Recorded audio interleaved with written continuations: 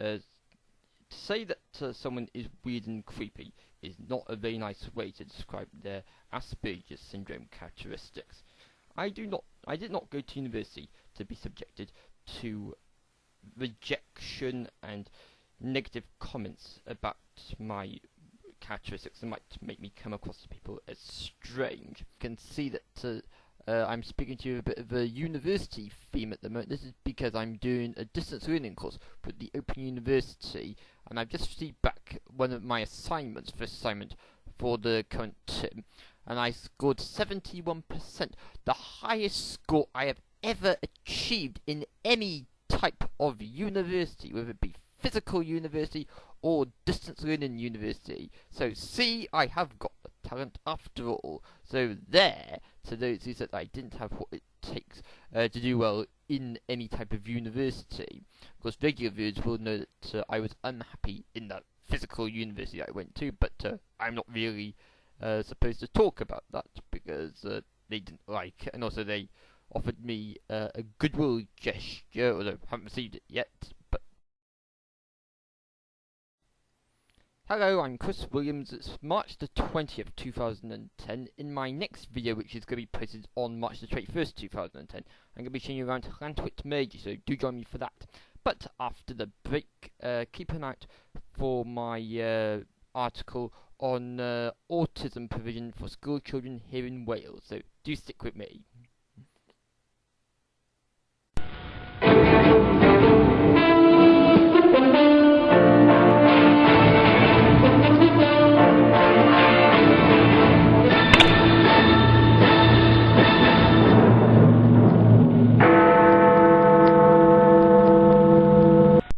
Please do check out my newly revamped blog, musingsofchriswilliams.blogspot.com.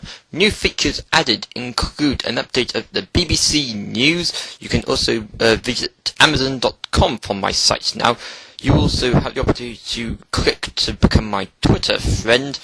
You can subscribe to me at the blog as you could do previously. Also, there's the new opinion poll where I ask you a variety of questions with some multiple choice options for you to select from. The blog features largely the full library of my past YouTube videos. So that's musingsofchriswilliams.blogspot.com. Do go and have a look, and if you want to comment on any of my postings, you can use your YouTube account to comment on my blog, as both YouTube and blogspot.com are members of the Google family. So that's musingsofchriswilliams.blogspot.com.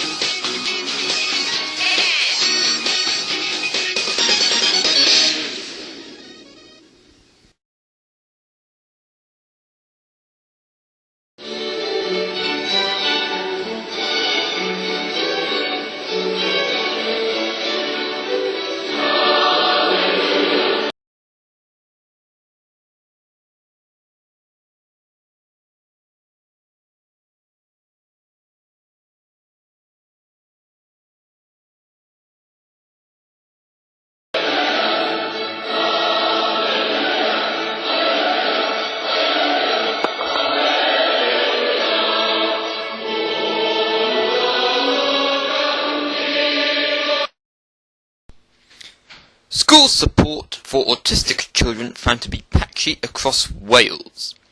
Education in Wales is not meeting the needs of young people with autism, according to a study. a report examining specialist autism education provision in Wales, launched by the Welsh Assembly's cross-party autism group, revealed 75% of schools that there was a lack of adequate services for young people on the autism spectrum. The National Autistic Society Cymru, which supports CPAG, believes the report's findings show that there is some good educational provision for young people with autism in parts of Wales, but quality services and knowledge are not consistent across the country. The charity's campaigns officer Rodri Davis said, "We hear some good examples of things that are going on, but speak to another parent and their experience will be completely different." A good example is Darland High School in Wrexham, where there is a centre for 15 children with communication difficulties in a mainstream setting. It's a good example of how children with autism can have the support they need in a mainstream school. But other parents tell us their experiences are very different. For example, if their child is in a mainstream setting, they may feel excluded, but there is not anyone there to help them. The child may get educational support for dyslexia, but no support for their autism, even though that in itself is a learning difficulty, so it needs specialist help as well. Autism, and similarly Asperger syndrome, are lifelong developmental disabilities that affect the way a person communicates with and relates to other people. It is a spectrum condition, which means different individuals will be affected by their condition in different ways. Some can live relatively independently, while others need a lifetime of specialist care. CPAG's report forward concerns that young people with autism in post-16 and further education were missing out on the services they needed. To examine the issue, information was gathered from 33 education providers across Wales, including statutory and independent specialist schools, mainstream schools with autism resources, and further education institutions. The report found 58% of schools questioned that further education provision for young people in Wales was inadequate, and 75% thought that there were specific issues for young people with Asperger syndrome in access and support in college. It also found 57% of state schools felt outcompeted by the independent sector, which can limit the choice of schools available to parents. Mr. Davis said the report showed there needed to be better specialist training for teachers and a smoother transition between school and further education for young people. He said, "Sometimes parents don't get a decision made about their funding until a week before their child starts university or college. With autism, they need more time to get used to their surroundings. It's a period of transition, and it's crucial that it's done sensitively. It can make the difference between someone with autism managing to get a job and becoming unemployed."